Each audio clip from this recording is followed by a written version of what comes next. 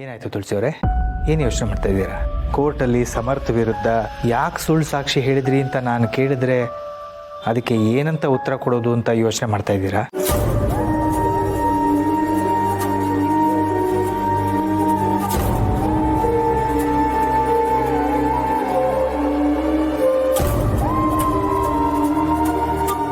ಆತಂಕ ಪಡಬೇಡಿ, ನಾನು ನಿಮ್ಮನ್ನು ಪ್ರಶ್ನೆ ಮಾಡಬೇಕು ಅಂತ ಬಂದಿಲ್ಲ.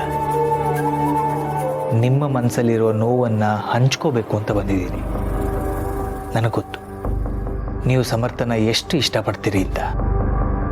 ಅಂಥದ್ರಲ್ಲೂ ನೀವು ಅವನ ವಿರುದ್ಧನೇ ಸುಳ್ಳು ಸಾಕ್ಷಿ ಹೇಳ್ತಿದ್ದೀರಾ ಅಂದರೆ ಆ ಸಮಯದಲ್ಲಿ ನಿಮ್ಮ ಮನಸ್ಸು ಎಷ್ಟು ಅಲ್ಲೋಲ ಕಲ್ಲೋಲ ಆಗಿರುತ್ತೆ ಅಂತ ನಾನು ಊಹೆ ಮಾಡ್ಕೋಬೋದು.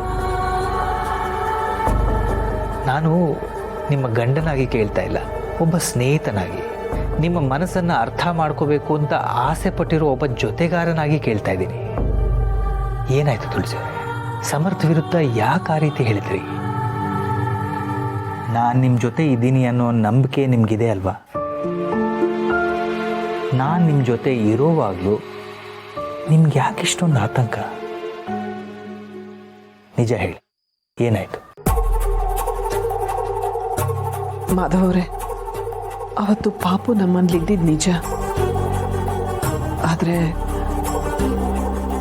ಆಕ್ಸಿಡೆಂಟ್ ಆಗಿದ್ದ ಟೈಮಲ್ಲಿ ಅವನಿಲ್ಲಿರಲಿಲ್ಲ. ತುಳಸಿಯವರೇ, ಯಾಕೆ ಈ ರೀತಿ ಹೇಳ್ತಿದ್ದೀರಾ? ಕಂಬಿ ಹಿಂದೆ ಇರೋದು ನೀವು ಹೆತ್ತಿರೋ ಮಗ. ಹೆತ್ತ ಮಕ್ಕಳನ್ನ ಅಪಾಯದಿಂದ ಪಾರು ಮಾಡೋದಕ್ಕೆ ತಾಯಿ ಸುಳ್ಳು ಹೇಳ್ತಾಳೆ ಅಂತಂದರೆ ನಂಬೋದು. ಆದರೆ ಹೆತ್ತ ಮಕ್ಕಳಿಗೆ ಅಪಾಯ ಆಗ್ತಿದೆ ಅಂತ ಗೊತ್ತಾದಾಗಲೂ ತಾಯಿ ಸುಳ್ಳು ಹೇಳ್ತಿದ್ದಾಳೆ ಅಂತಂದರೆ ನನಗೆ ನಂಬೋಕೆ ಆಗ್ತಿಲ್ಲ.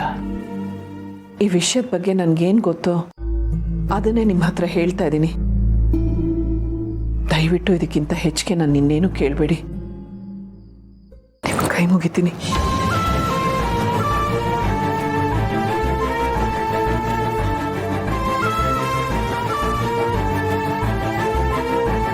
ತುಳಸಿಯವರು ತುಂಬ ನೊಂದ್ಕೊಂಡಿದ್ದಾರೆ. ಇಂಥ ಸಮಯದಲ್ಲಿ ನಾನು ಅವರಿಗೆ ತೊಂದರೆ ಕೊಡ್ತಾ ಇದ್ದೀನಲ್ಲ, ಎಂಥ ದಡ್ಡ ನಾನು.